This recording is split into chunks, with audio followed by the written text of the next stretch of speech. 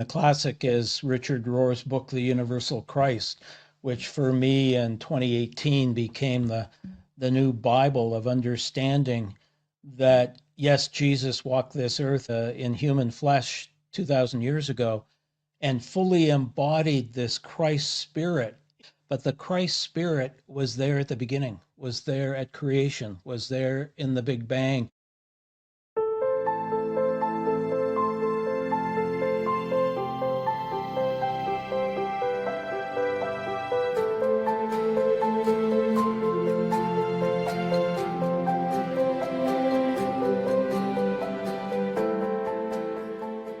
Greetings, Father Leo, back again.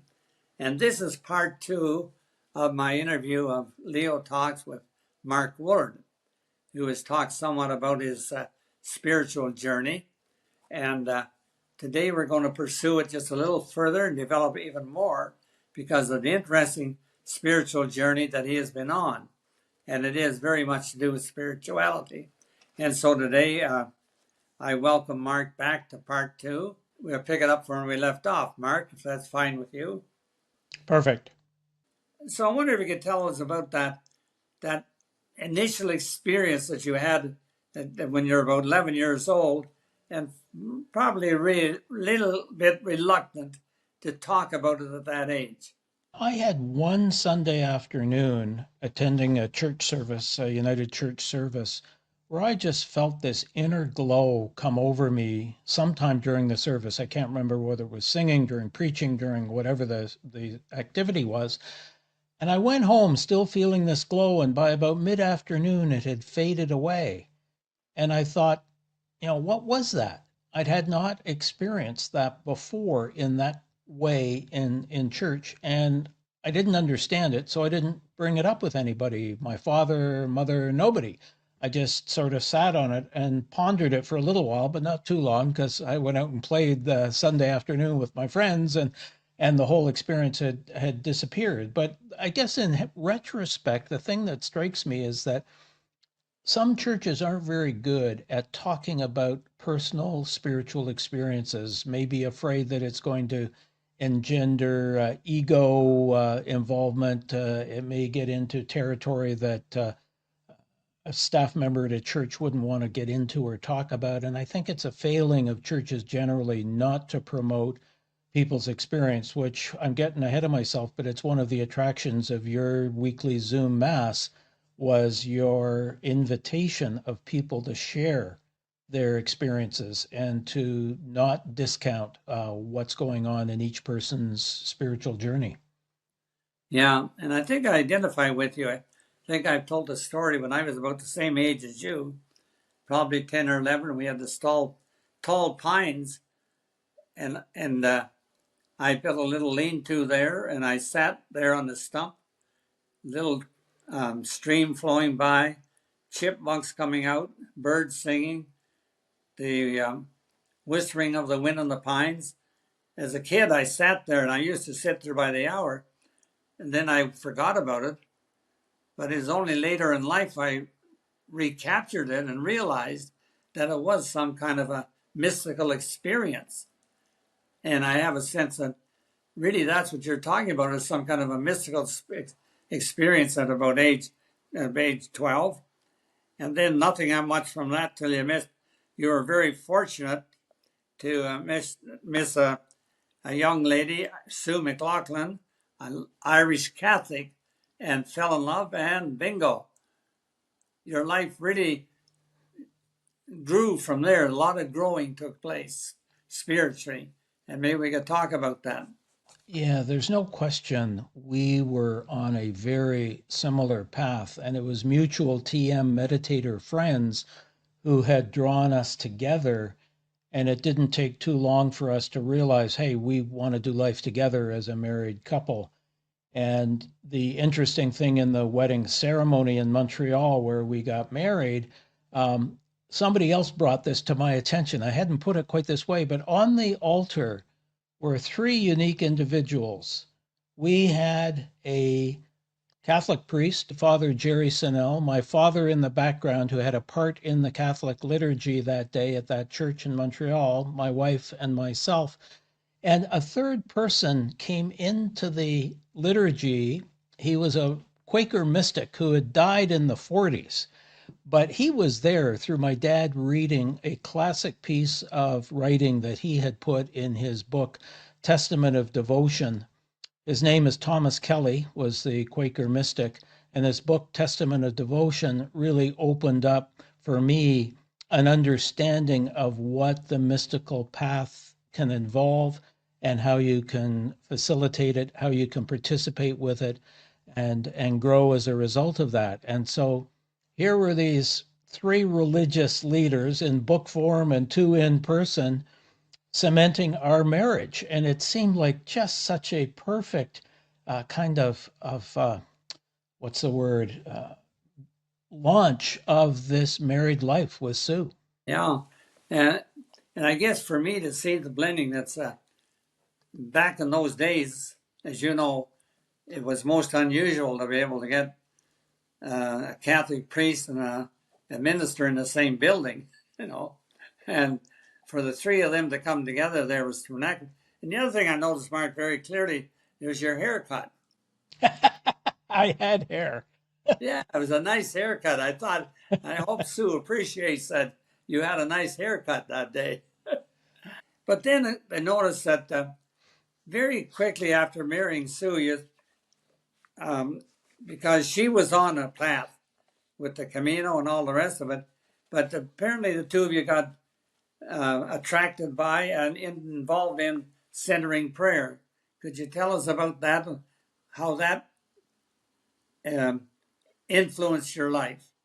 After a long time of not regular church attendance, we had kids, and the kids, we wanted to have a church experience. So Sue and I and the kids would go off to a Catholic church where I was uninvited to participate in communion, felt the liturgy didn't connect with me. And so not long after, I stopped going. And then the kids said, hey, wait a minute, when they got old enough to say that, if dad can stay home, why can't we stay home? And so we had to find a compromised church.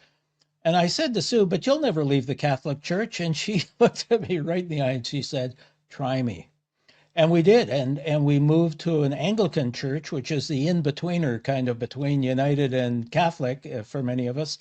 And we thrived there as a church. We couldn't talk about TM there, but carried on with our practice. And then there was a church subsequent to that. About 10 years later, we ended up in another United church in Brampton when we moved.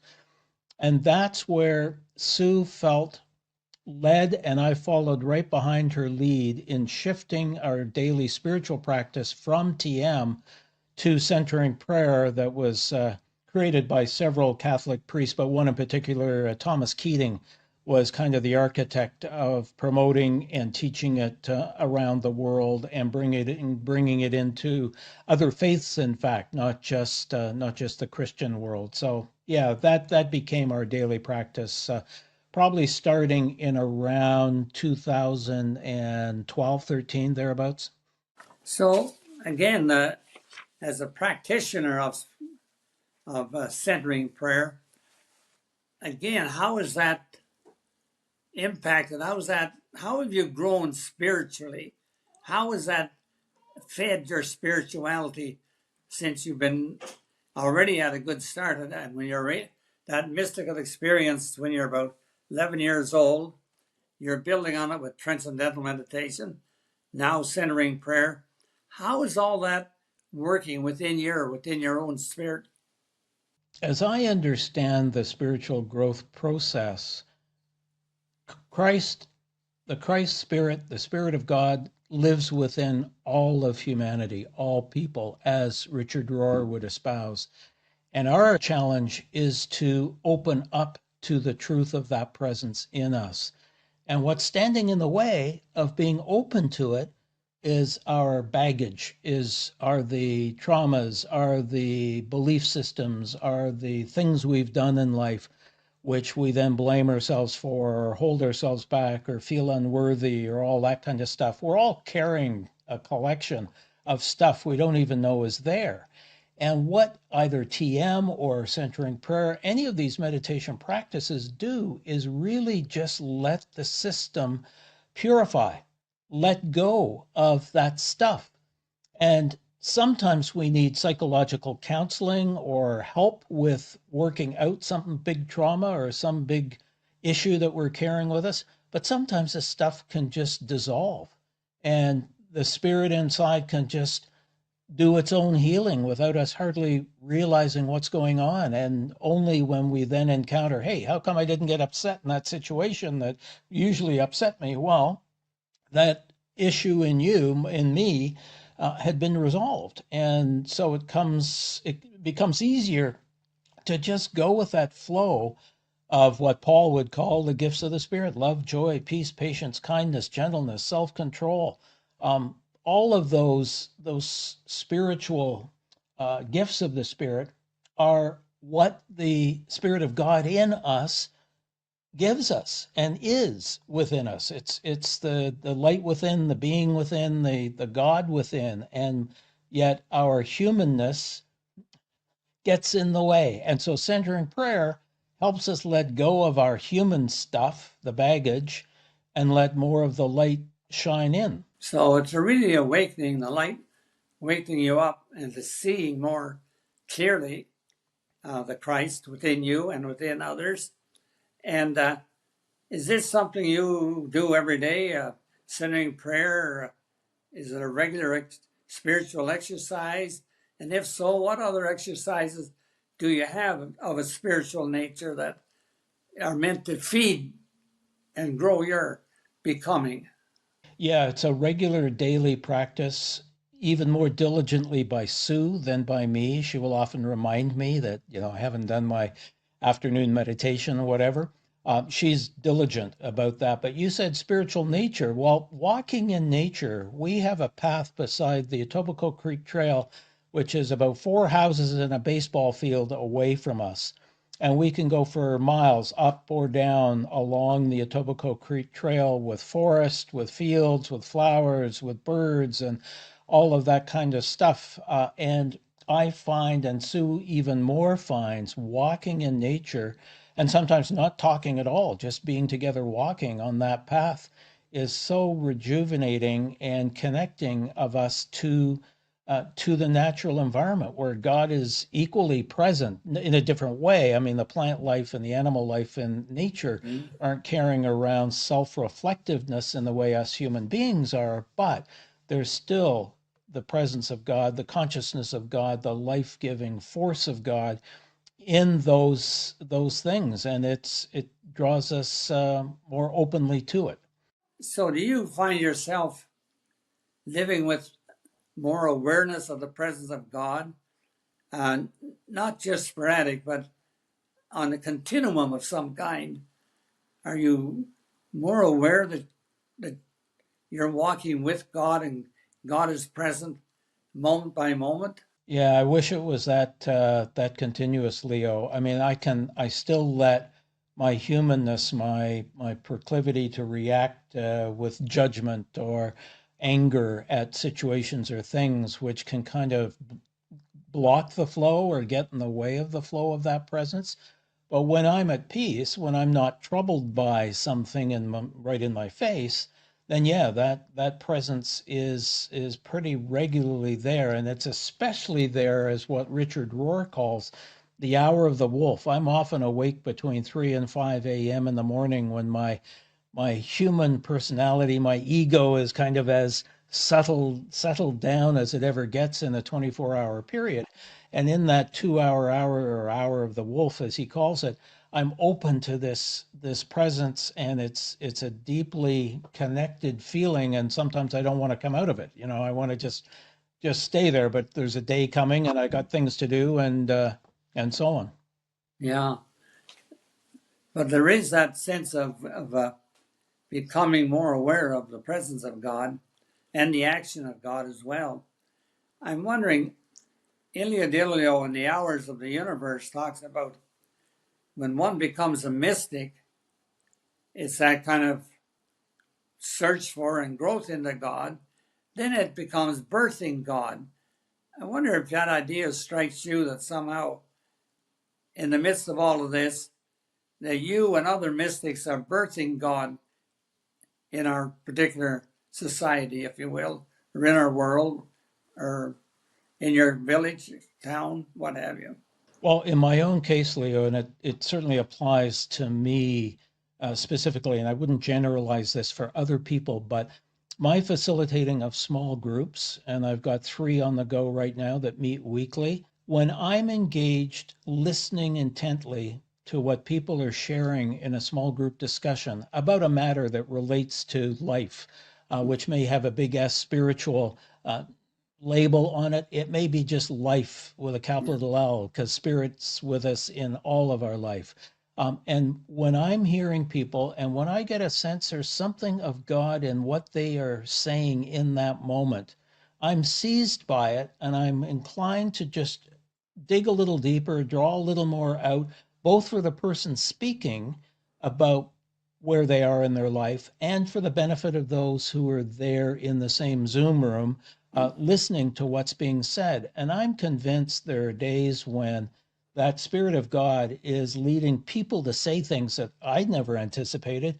And because it strikes a chord with me, I'm inclined to want to help it strike a chord with others and resonate that same Spirit's presence in other people in the room. And we all know the experience of being in a room where some negative person walks into a room, a meeting, a place, whatever, maybe out in public, maybe in a workplace, and that negativity comes into the room and it just ruffles everything. It disturbs everything, and nobody feels connected or loved or at peace for the time being. But the opposite is happening in these small groups. When people are zeroed in, centered in on the spirit within them and their life's experience, it resonates with other people and that strengthens that presence in others' experience. And it's like a multiplying effect. It's like tuning forks all in the same room at the same vibration, just starting to resonate and raise people up. And I think that's always been the purpose of gatherings, of religious gatherings, is to try to create that through song, through prayers, through scripture, through liturgy, and so on. And sometimes it works brilliantly. But my role in life seems to be to try to encourage people to speak that experience, share it, and by doing so, raise other people up. But I hear you saying group form. I have a sense of big progress that you're making, Mark. You talked earlier about church and the various church denominations. I have a sense, though, that something new is being born here because it's probably, you don't call it a Catholic or United or an Anglican group. It's more the people of God. Yeah, I get a sense moving away from tribalism. Absolutely. I mean, the classic is Richard Rohr's book, The Universal Christ, which for me in 2018 became the new Bible of understanding that, yes, Jesus walked this earth in human flesh 2,000 years ago and fully embodied this Christ spirit. But the Christ spirit was there at the beginning, was there at creation, was there in the Big Bang, and that Christ has been incarnated into all of creation. And so that's not tribal Jesus, that's this Christ spirit that is universal and everywhere. And by universal, I don't mean everybody just blissfully gets into a joyful heavenly experience in this life. No, we've all got stuff to work out. We're all accountable for the choices and decisions we make in our life, how we treat people, how we engage with the world around us and the people we interact with. So we've all got work to do. But meanwhile, there's this presence that is there for all of us. And so to put a tribal label on a religion, on a spiritual practice, ends up excluding people and putting people in camps. And then camps become at war with one another and filled with animosity or hate or exclusion or all those kinds of things. And that's the opposite of what Jesus, in his fully embodied Christ spirit, was teaching and preaching as he walked the earth. He was there to basically put his arms out wide and say, all are in, all are welcome. You are all in my loving spirit. Set aside your weapons, set aside your animosities, set aside your hostilities, and come on into this tent of love, forgiveness, grace, mercy, joy. I mean, that's one thing we often forget as Christians. You know, we get a bit too serious and dour, and we forget that there's joy and laughter in being in this flow of the Spirit of God. It's kind of interesting, Mark. What are your comments on? They did a survey recently, and the UK is the Anglican Church is the church of the state, eh? But anyway, they did a survey there in the UK, and the Anglican priests then were declaring that the UK is no longer a Christian country. And if you read Cohen this morning, today's Star, he says the same thing about Canada. And he says that's a good thing because he sees something else. What are your comments on that kind of a thing? Yeah, I think letting go of the old structures, the old religious structures and belief systems and practices and buildings, letting go of those is painful. And so a lot of folks see those things dissolving and they don't see what's coming in its place. And what's coming in its place is a spirit of harmony, connectedness, oneness, where all human beings are part of this same God's loving spirit that is calling us and inviting us to be in connection and service of one another, working together, not against one another. And I think what Cohen has already begun to see is the truth of that. That is, letting go of the old stuff is creating room for this new realization, this new awareness, this new connectedness. And there's still people though who are like, white knuckle hanging on to the old, those Anglican bishops, whatever, in the UK saying, no, we're losing something and feeling like the world is falling apart. And they can't yet see, but they will. They can't yet see that that's being replaced by this openness of flow of love and connection, which God is. And young people are seeing that more readily. Young people aren't flocking to the old institutional religions. Young people are going into the flow of peace and connectedness generally. I mean, it's not true of every single human being, but we're moving in that direction. I have great hope that as the institutional structures, and not just religions, I mean, it's happening too in economic structures, in legal structures, and so on. Things are starting to fall apart, but it's because it needs to be replaced by a new spirit of harmony and grace and love. Ultimately, it's love and connectedness. We're all one. And that's the thing that Cohen stresses in the article in the Star this morning. He said, the simplicity of it, which is love God and love one another, and to really do that, and not get tied up in a lot of theology and defensiveness and competition, but just living that. And he certainly sees that a lot of positive signs in our country, in Canada, where he sees, for example, with the environment, more people interested in it, social justice, feeding the hungry, healthcare system. And he sees so many ways in which the Spirit is moving in the hearts of systems to make a better world for people and nature and for creation. So even though he kind of says, yeah, the institutions are diminishing, and since it's diminished, something else is growing. What are your comments on that?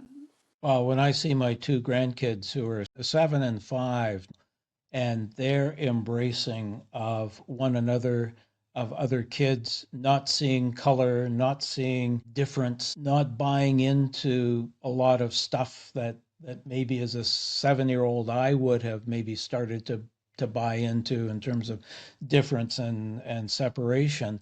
I don't see them going down that same path, but it's partly because their parents, my daughter in particular, has been intentionally open about the truth of this oneness, about how love and forgiveness and serving one another, caring for one another, respecting one another, how that comes first and foremost. So with that as an example, I see that as hopeful. On a societal level, there are days or weeks, Leo, when I'll see the news and I'll think, there's an example of the positive direction. You don't get enough of that. And I think over time, more and more of that sort of shift will become evident to people, maybe not in the media, but at least in their daily experience of interacting with people and life in their community. One of the things I've seen, again, I go back to I guess it's my third Bible now. Nature's my first, and then the written one, and then the Toronto Star. But it seemed to be writing a week ago and again this weekend on the conservatism, trying to impose their values, particularly on schools, especially in the area of the LGBT people and others. What are your thoughts about those? I come from an age and an era where all that gender identification was not understandable or even scary for me as a teenager, as a 20-year-old, 30-year-old. I didn't even want to engage in discussion about homosexuality or about LGBT and just gender identity in general. It was kind of under the covers, or didn't mean that as a pun. It was sort of undercurrent and it was out of sight and out of mind. And all of that is coming to the fore now. And I think we have to face it. And I think it comes back to my philosophy is every soul on earth, every human being has a journey. And in that journey are lessons to be learned. And each one of us has to go through stuff and ultimately get through stuff till we've grown as far as we can grow in this human existence that we've been gifted with.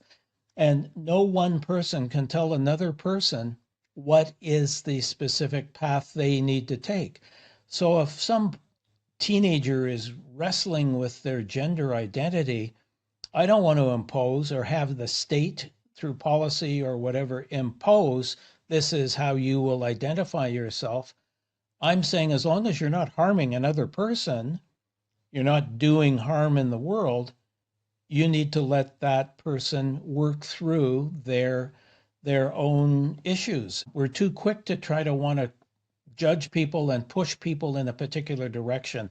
And while it creates maybe a little bit of chaos in how we organize society and activity, like whose bathroom can you use, for example. I know it's complicated, but I think we need to give people freedom of choice in their working out of their life. Would you tend to say that as people, we're afraid of chaos? Sure. We want certainty. We want predictability. We want to know what tomorrow's going to be, and we know what we want out of tomorrow. We've got desires, we've got intentions, we've got purpose in life, and maybe career path, and so on. And we know what we want. But I think what we're called more and more in this time of change and transition is to live more fully in the present moment because the presence of God is here in this present moment. As Jesus said, don't worry about tomorrow. You've got enough to worry about today. Look at the lilies of the field. Like clearly Jesus is in the moment and interacting with people right in that moment. And I think that still applies today. I think we're too caught up with getting all worked up and anxious about the tomorrows and the planning for the future. But that's not to say there isn't a role for people to play in government and policy and organizations to do planning and to do all that. I'm not saying just throw caution to the wind, but I think our greatest attention should be in this moment today, right now. As Baba Ramdas said back in the 70s, wasn't it be here now? I think it's a lot of wisdom in that. Yeah. And I think, too, that the more we study physics, science, the more we realize that the very nature of evolution is chaos.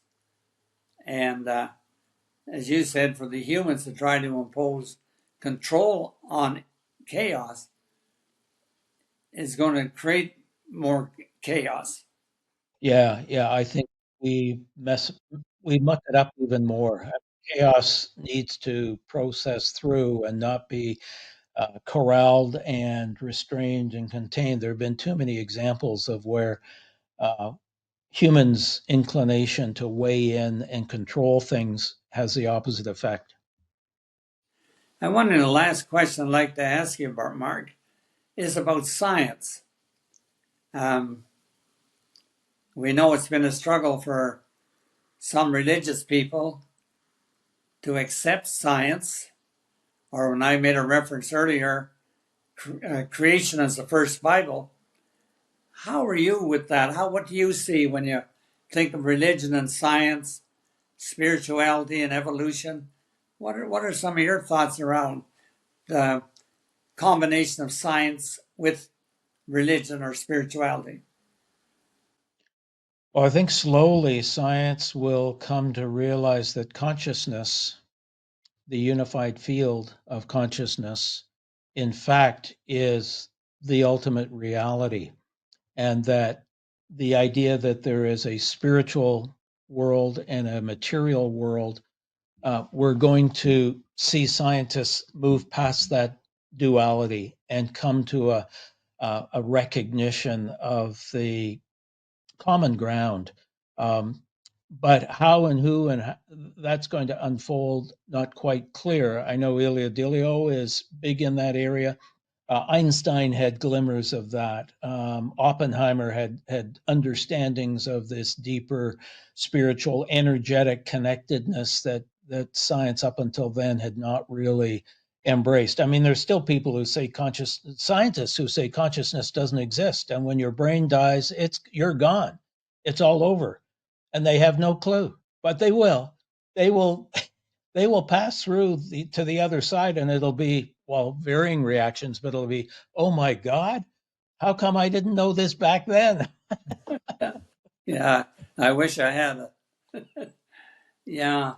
Well, that's interesting because I think there's a big topic there, because um, obviously the scientists are revealing an awful lot of information, knowledge, and the sacredness of everything and the oneness of everything. So, a lot to be said. So, Mark, you've told us an interesting story, part one, part two.